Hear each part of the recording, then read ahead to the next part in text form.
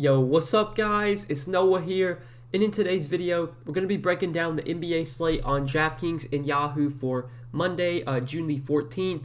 We do once again have a two-game slate today. We got the Hawks and the Sixers, I believe playing, I think they're playing game 4 of their series, and then we got the JazzClippers playing game 4 of their series as well. So we got two game 4s, two-game slate. As always guys, we're going to talk through, both these games, kind of give my early thoughts on this slate, what does stand out to me, first look on Sunday night. So before we get started with the breakdown, as always guys, I would appreciate it if you would click that like button down below. If you are new to the channel here, be sure to click that subscribe button as well and hit the notification bell so that way you do get notified every time I upload. You also do get notified every time I live stream. I will be back with a live stream that's this afternoon. Obviously I didn't stream over the weekend, or I normally don't stream on the weekends, but I'll definitely be back on Monday afternoon with a live stream. Probably go live around 5:30 Eastern. So if you guys are free then, if you want to tune into my YouTube channel, I'll be live Monday afternoon around 5:30, breaking down the slate, answering all your guys' questions. If you have any questions about the slate, or you want to ask any slate specific questions, lineup specific questions, you can be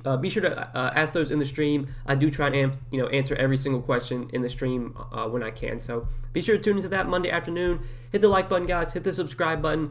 Before we do get started taking a look at Monday's slate, do want to give a quick shout out to Prize Picks, the new sponsor of the stream, or of the channel of the stream. So for those of you that haven't been tuning into the videos lately, basically I think last week we announced this new partnership with Prize Picks. We're going to be working with Prize Picks moving forward, going to be producing some Prize Picks content, and obviously going to be promoting them. They're a really cool site. It's definitely a new site that I think is on the come up. I think they're going to be, obviously no one's close to DraftKings and FanDuel. Like DraftKings and FanDuel are clearly the top two DFS sites right now, but Prize Picks is definitely making a come up. You're seeing a lot of people promoting them. You're seeing a lot more users playing on Prize Picks, and it's definitely a fun new way to play DFS. For those of you that haven't tried it out yet, basically you just pick the over the under on their projected points they have for each player. They don't have anything posted yet for Monday. I'm recording this video a little early on Sunday night, but they do have stuff for the second half of Sunday night's game. You can bet basically the over the under on basically their fantasy points for what they score in the second half. So it's a pretty cool format. You pick the over the under. You have to pick at least two guys, and then you can pick how you want to play. You can do the flex play, which is basically it explains how it works. If you do like a 2-pick flex play, basically you have to hit at least one of the two. If you hit 2 correct, that pays out 2x. If you hit 1 correct, you get 0.5x, and then you can do the power play, which is kind of what I like to do. It's more of a riskier format, but it has a way higher payout. It would pay out 3x if you get 2 of 2 correct, or you could do a 3-pick power play. That would pay out 5x. You could do a 4-pick power play. That would pay out 10x. So cool little format. You basically pick the over the under of their projections that they have. It's you versus the projections pretty much. You're not having to face other people. You're not having to face pro players. People like to call sharks. You're not having to face those guys. So definitely give Prize Picks a look. If you guys haven't checked it out yet, you can use the promo code NOAH. If you look at the bottom of the screen, or just go to the link in the description. When you do use my promo code, it will give you a 100% match on your deposit up to $100. So if you do deposit $100, Prize Picks will match that. They'll give you $100 free to play with. So they're giving away free money right now. If you have not checked out Prize Picks yet, be sure to check them out. Link down below in the description, or just use promo code NOAH when you do sign up. And since we weren't able to hit on some of my favorite Prize Picks from Monday, since there's nothing out yet, I'll definitely be sure to talk about some of my favorite picks in Monday's stream. So be sure to tune into the stream on Monday if you do want to get my thoughts on this slate in terms of Prize Picks. Just because right now, as of the time I'm recording this video, there's nothing available for Monday yet. So yeah, guys, let's go ahead and take a look at the slate for today. We'll start off with the Sixers and Hawks game. So looking at the Philly side here, Joel Embiid at the top, just going to be a guy that I continue to roster. I've played him pretty much every game in the series. He's been really good in every game, 62, 66, and 58 DraftKings points. Last game kind of felt like almost a floor game from Embiid, and he still had 58 DK points. He only took 14 shots. He nearly had a triple-double, though. He really was able to get there with the peripherals, had 8 assists and 9 rebounds to go along with 27 points. Also had three blocks and a steal. Just a game where Embiid went out there and just stuffed the stat sheet. Normally, he's a guy that, gets on the boards. He can get you double-digit boards. He can obviously score a ton. The 8 assists he got last game might be a little bit of an outlier, but we know what type of a player Embiid is. He's a very high-usage player. He's a guy that's going to play a ton of minutes. As long as this game is close, I do expect Embiid to probably play 36 to 38 minutes. He only played 34 last game, but they kind of had that game in the bag. Like, they didn't really have to bring Embiid back out there. I think in the fourth quarter they were up by like 20 with like 6 or 7 minutes left, and Embiid came back out there, but he probably didn't need to. So as long as it's a close game here, I think Embiid probably plays like 36, 38 minutes. He's been super productive so far in the playoffs. It's hard not to consider him a top stud pretty much every night. And, on this slate where we don't have Jokic, we don't have some of these other payup options like Giannis or KD, Kyrie. I mean, there are other guys like you have Kawhi, you have Trae Young, you have Donovan Mitchell, but clearly, in my opinion, Embiid's the top stud on the slate. He's the guy I want to try and pay up for. Like him a lot on both sides, 10-5 on DraftKings, $48 on Yahoo. Again, he's the guy that I like at the top. He's questionable today. I did want to mention that, but Embiid's been questionable so far for every game in this series. So, I'm just going to assume that he plays. If something changes, we can touch on that in the live stream, but I'm expecting Embiid to play today. Then you have Tobias Harris and Ben Simmons. These two guys, not as consistent as Embiid. They don't have as high of a floor or a ceiling as Embiid does, but still, we're going to get massive minutes from both Harris and Simmons. I expect Tobias Harris to play 37, 38 minutes. With Embiid healthy and Embiid playing full minute, it's, the ceiling for Tobias Harris is not as high. We saw him have some really big games in that Wizards series whenever Embiid, was forced to be out. But since Embiid's come back, we've definitely seen Tobias Harris take a little bit of a hit. At 8,100, he feels priced about right. I don't think he really stands out as like a top play today. Same could be said for Ben Simmons. I've been on Ben Simmons lately, these last few games, and it really hasn't gone well. Only 23 and 34 DK points, but we also should get big minutes from Ben Simmons. I expect he plays probably 36 to 38 minutes. He's a guy that can contribute in all categories. He can score, he can get rebounds, he can get assists. He's got triple-double upside. Both him and Harris, I think, are solid options. I don't think either one are like must plays or core plays for me, but both guys do stand out as, solid mid-range plays. I think Embiid, though, is clearly the guy I want to try and get to from this Sixers team. Then you have a guy like Seth Curry for 5,100. Definitely have some interest in Seth Curry here. He's played, pretty much every game so far in the playoffs. He's played around 30 minutes. Some games he'll play more than that. Some games he might play a little bit less, but normally we do get around 30 to 32 minutes from Seth Curry. At 5,100, he feels priced about right. I don't think he stands out as like a core play today at this price tag, but definitely a guy that I also have some interest in at 5,100. Maybe with Danny Green out, maybe we see some more shots for Seth Curry. I don't think Danny Green being out really affects anyone except, it may give some more minutes to guys like Court Moss or Shake Milton, so we'll talk about them. But yeah, Seth Curry for 5,100 I think is a pretty solid mid-range play. Not a guy you really have to go to, but definitely viable. Danny Green is out, though. This is kind of the big news we definitely need to talk about. So with him out, we'll have to wait and see what they do with the starting lineup. I'm pretty sure that Court Moss, if I remember correctly, I think Court Moss started the second half in place of Danny Green last game. Don't quote me on that, but I'm pretty sure it was Court Moss. And he played 27 minutes, had 21 DK points. Court Moss, he's a very scoring-dependent player. If he's not knocking down shots, he's really not going to do anything else. He doesn't really rebound. He doesn't get assists. He doesn't get defensive stats. But he's 3,500. Like, I'm fine playing Court Moss here at this salary, assuming that he does start. It's always hard to find good punt value, and if Court Moss is starting for 3,500, he probably plays around 30 minutes. That would definitely make him a good value play to go to.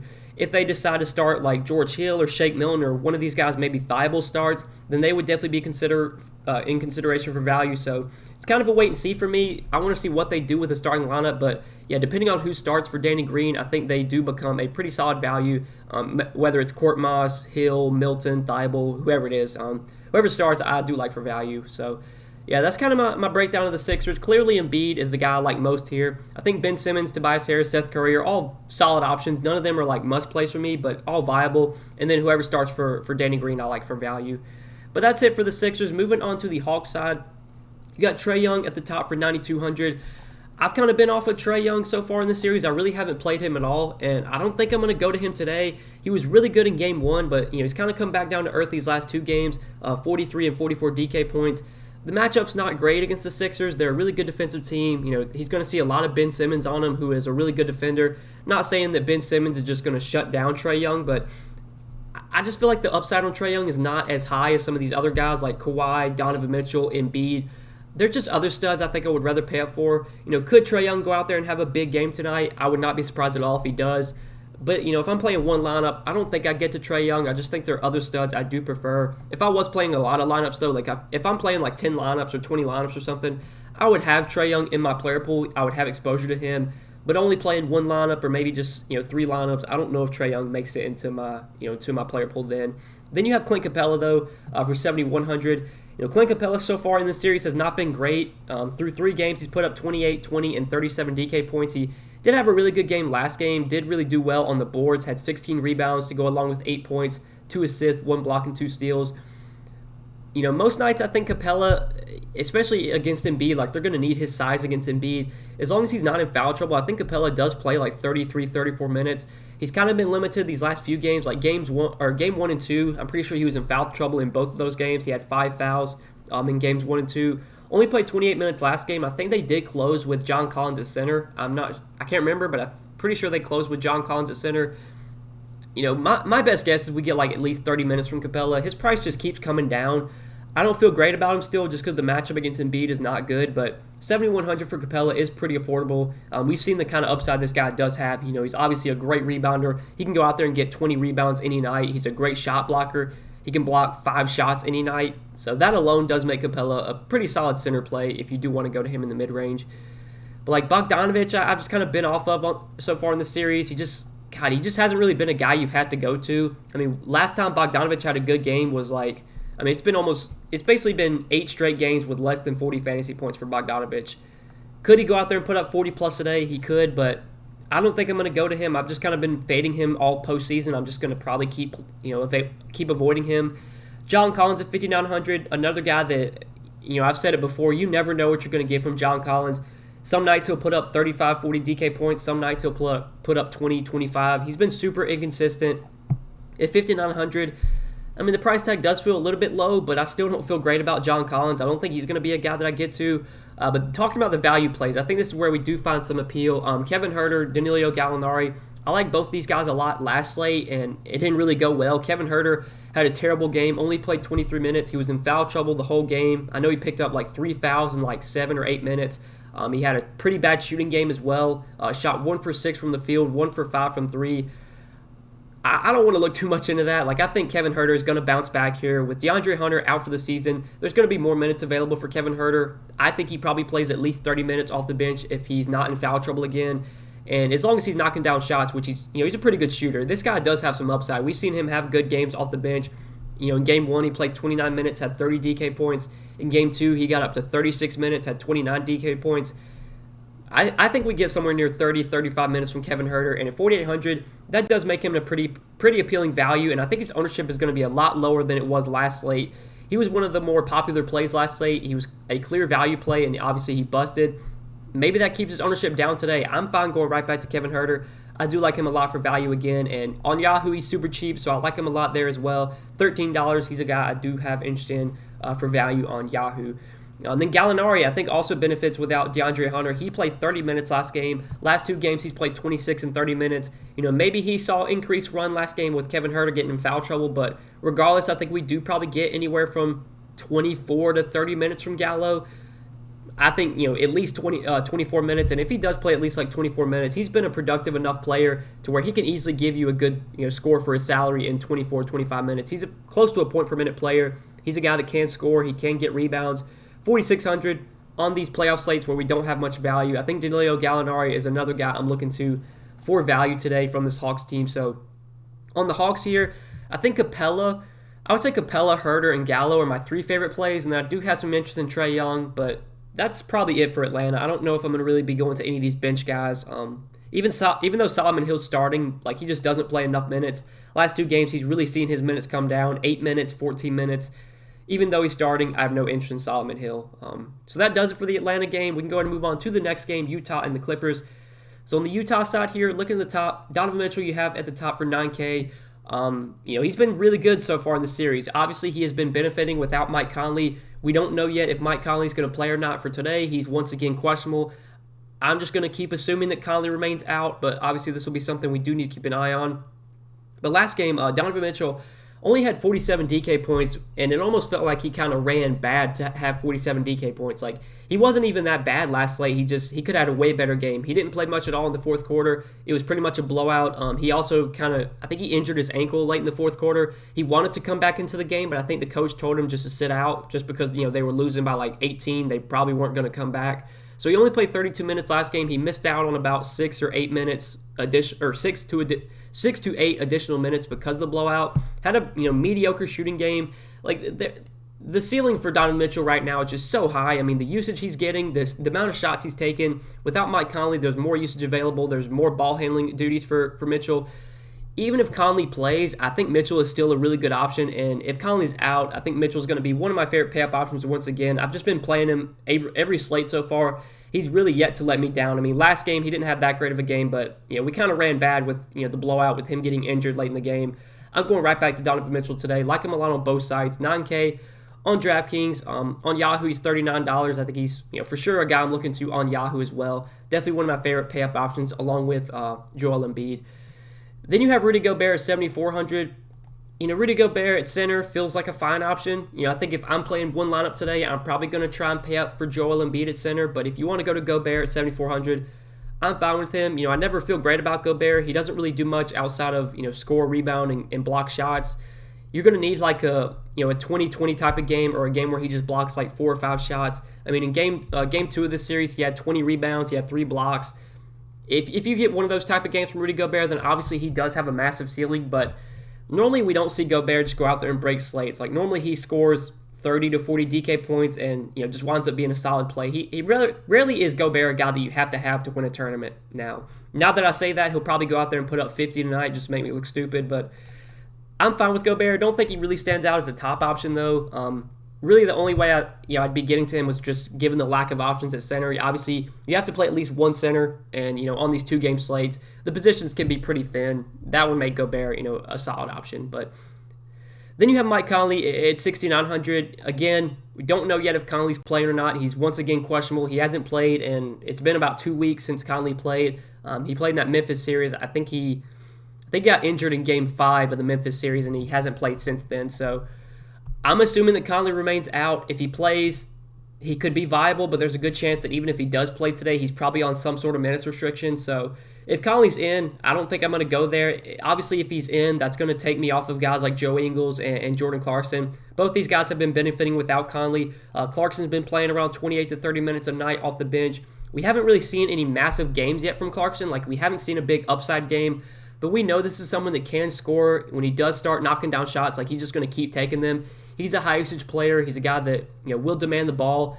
For 6,100, he's a fine mid-range option. I think, though, given the savings, I would definitely rather play Joe Ingles. I mean, Joe Ingles has been just as good as Clarkson in terms of fantasy points, and he's almost $1,000 cheaper, or he's over $1,000 cheaper. Assuming that Conley sits again, I'm expecting Joe Ingles to start, probably play 30 to 32 minutes. He's been relatively productive whenever he starts in place of Conley, he usually is always pretty productive, averages close to a fantasy point per minute. At 5K, I think Joe Ingles is one of the better, if you want to consider him a value, I would say he's one of the better values that's 5K and below. I do like him a lot today, assuming that Conley does remain out. And on Yahoo, Joe Ingles looks pretty appealing there as well. $15 a small forward. He's one of my favorite small forwards today for sure on Yahoo, along with Kevin Huerter, who's also a really good value at the small forward position. But honestly, that's probably it for the Jazz. You have Royce O'Neal at 4,900, who we didn't mention. I mean, Royce O'Neal doesn't really have much upside, but he's going to play a ton of minutes. I've basically been saying the same thing about him every slate so far.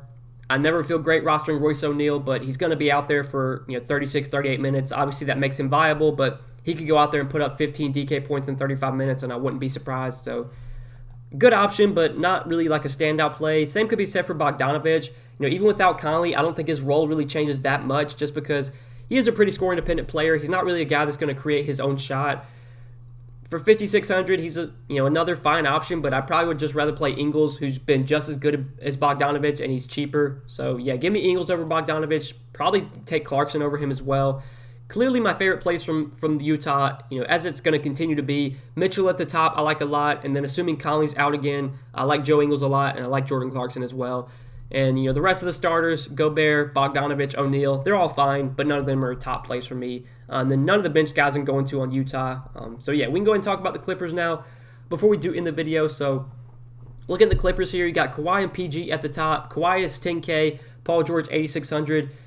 Kawhi, great option here. Obviously, it's hard not to like Kawhi. He was pretty disappointing the first 2 games in the series, but then he really bounced back last game, had a big game at home. 38 minutes, 63 DraftKings points for Kawhi, 34 points, 12 rebounds, 5 assists, a block, and 2 steals. Look, we know Kawhi has that kind of upside. He hasn't been, as consistent as a guy like Joel Embiid has been. So I think factoring in position, just factoring in center has less options, factoring in how good Embiid's been. I think I do prefer Embiid over Kawhi today. But if you can play Kawhi, I have no problems against him. I mean, clearly he's a good play on a 2-game slate. I don't really need to tell you that. Same could be said for Paul George at 8,600. Given the savings, I might actually lean Paul George over Kawhi if I had to choose between the two. Paul George has been playing massive minutes as well. Both these guys have been playing huge minutes. Paul George, relatively, in terms of his floor, it's been pretty high, 37, 49, 45 DK points. He doesn't produce at as high of a rate as Kawhi does, but still he's going to get massive minutes. He is coming in cheaper than Kawhi. I like both these guys a lot. I think if I had to play one, I might take the savings and play Paul George, but both Kawhi and PG are clearly good plays today. I still would probably put like Mitchell ahead of PG though. I'd take the savings off of Kawhi and play Mitchell. I'd rather get up to Embiid over Kawhi. Right now, Embiid and Mitchell are my two favorite studs, and then Kawhi and PG would be behind those two guys. But the rest of the Clippers we'll talk about real quick. Reggie Jackson, 5,200. Gonna start, play anywhere from 30 to 35 minutes. I think his playing time, is kind of going to depend on how he's playing. If he's knocking down shots, he could see 35, 36 minutes. If he's not playing that well, maybe you see them give more minutes to Patrick Beverley or give more minutes to Terrence Mann. But at 5,200, the upside's definitely there for Reggie Jackson to be a good play at this price tag. He's been relatively good these last few games. He has shown somewhat of a ceiling. He is a guy that, can score, and when he does start getting hot, he'll just keep taking shots. We kind of saw that in Game 2. He got really hot in Game 2 and just, especially I think in the fourth quarter, had a really big fourth quarter, was taking a ton of shots. I'm fine with Reggie Jackson in the mid-range. I feel like he's more of kind of a last piece in rather than like a guy I'm starting my lineup with, but definitely a good play at 5,200. Nicholas Batum, we saw him go to the bench in Game 2, but then last game in Game 3, they moved him back into the starting lineup, and his minutes really increased. He had played relatively low minutes Games 1 and 2, only 21 and 27 minutes, but moved back into the starting lineup for Game 3 and played 35 minutes, was pretty productive, 17 points, 7 rebounds, 2 assists, a steal, finished with 32 DK points in those 35 minutes. Assuming Batum starts again, I expect him to play 36 to 38 minutes for 4,500. It's hard to find guys this cheap that are going to get the minutes like that. So Batum, now that he's starting again, I think is a really good value play. He's super cheap on Draftkings. He's super cheap on Yahoo. I do like him a lot on both sides. I was kind of off of him after Game 1, after his minutes decreased. And, then they took him out of the starting lineup. But since they moved him back into the starting lineup, that makes me assume that we're going to start getting, minutes. Like, during the Mavs series, we saw Batum play in 36, 38 minutes a night. I think that's what we're going to get moving forward. Clearly, the small ball lineup with Batum at the 4, Morris at the 5, like that's been the best lineup so far for the Clippers. So yeah, I like Batum a lot for value. I think Marcus Morris is fine as well. He took a little bit of a minutes hit last game, but I think most nights we're going to get 30 plus minutes from Marcus Morris. He's cheap at 4,300.